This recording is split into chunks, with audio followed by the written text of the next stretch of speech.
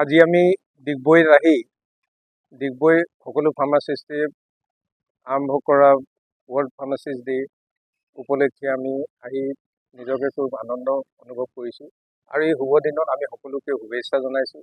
ফাৰ্মাচিষ্টসকলে সমাজৰ প্ৰতি তেওঁলোকৰ দায়বদ্ধতা আৰু বিভিন্ন কৰ্তব্য পালন কৰি আহিছে আৰু লগতে ভৱিষ্যতৰ দিনত আৰু কিছু নতুন চিন্তাৰে আগবাঢ়িব। সমাজৰ যিখিনি মানুহক সহায়ৰ প্ৰয়োজন তেওঁলোকক সহায় কৰিব আৰু লগতে ফাৰ্মাচিষ্টসকলে বলিষ্ঠভাৱে যেতিয়াই হেল্থ ডিপাৰ্টমেণ্টৰ প্ৰয়োজন হৈছে তেওঁলোকে সন্মুখৰ পৰা নেতৃত্ব দি গোটেই কামটো সুন্দৰৰূপে পৰিচালনা কৰিছে।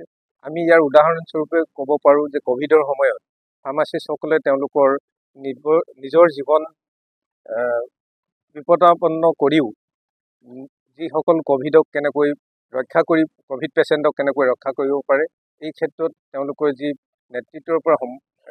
নেতৃত্ব লৈ যিখিনি আগবঢ়ালে সেইখিনি চিৰস্মৰণীয় আৰু ভৱিষ্যতৰ দিনতো ফাৰ্মাচিষ্টসকলে সমাজৰ তেওঁলোকৰ দায়বদ্ধতা আৰু সমাজৰ উন্নতিৰ কাৰণে দুখীয়া শ্ৰেণীৰ কাৰণে কাম কৰি যাব বুলি মই আশা ৰাখিলোঁ আৰু পুনৰ মই সকলো ফাৰ্মাচিষ্টক এই ফাৰ্মাচিষ্ট ডে ধন্যবাদ জ্ঞাপন কৰিছোঁ আৰু শুভেচ্ছা জনাইছোঁ। ধন্যবাদ। দিৱস উপলক্ষে মই ডিব্ৰুগড় আৰু তিনিচুকীয়া জিলাৰ সমূহ ফাৰ্মাচিষ্টে ডিগবৈত আয়োজন কৰা এই অনুষ্ঠানতে সকলো ফাৰ্মাচিষ্টলৈ মোৰ শ্ৰদ্ধা আৰু শুভেচ্ছা জ্ঞাপন কৰিলোঁ।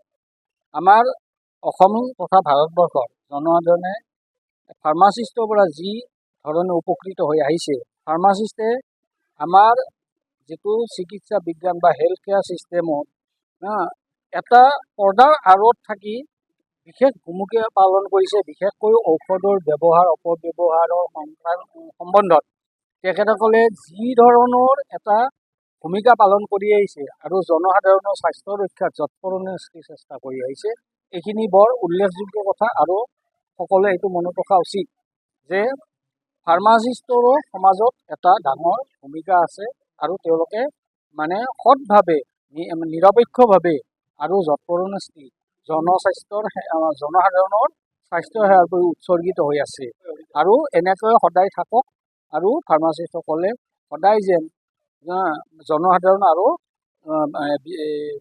দুখীয়া ৰোগীৰ সদায় সহায়ৰ হাত হৈ থাকে।